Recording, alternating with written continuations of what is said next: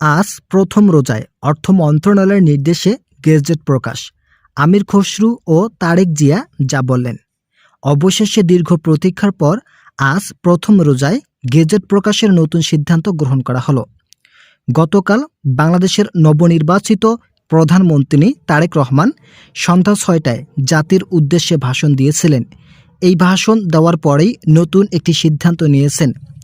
এই সিদ্ধান্তই সরকারি চাকরিজীবীদের দীর্ঘদিনের যে পে স্কেলের দাবি ছিল সেটা চালু করার নতুন পদ্ধতি নিয়ে কাজ করার মন্তব্য করা হয়। তারেক রহমান বলেন, আমরা খুব বেশি দিন হয়নি ক্ষমতায় অধিষ্ঠিত হয়েছি।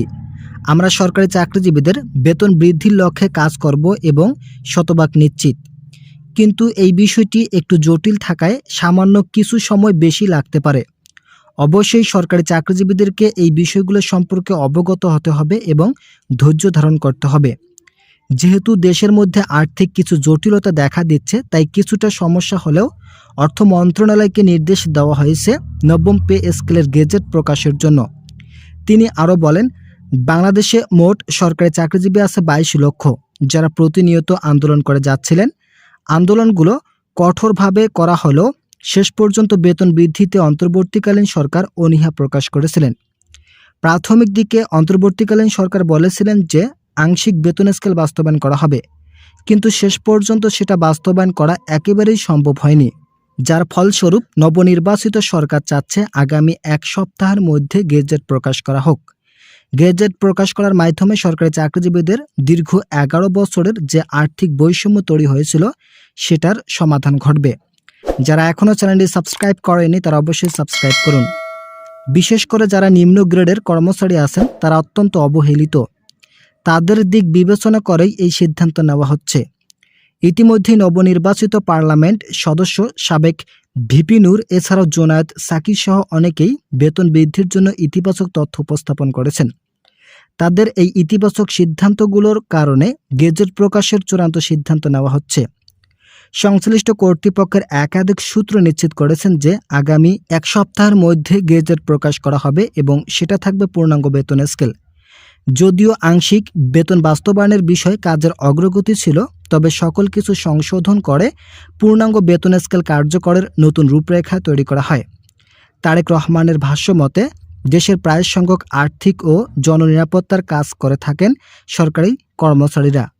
তাই তাদের আর্থিক দিকগুলো বিবেচনায় নেওয়া প্রয়োজন, কেননা তাদের অর্থনৈতিক অবস্থা ভঙ্গুর থাকলে তারা হতাশগ্রস্ত হয়ে পড়বেন।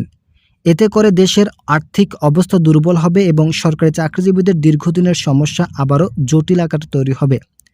আমরা চাচ্ছি দেশের অর্থনৈতিক সিদ্ধান্তগুলো ইতিবাচকভাবে তুলে ধরে কর্মচারীদের আর্থিক গতি ফেরানো হবে।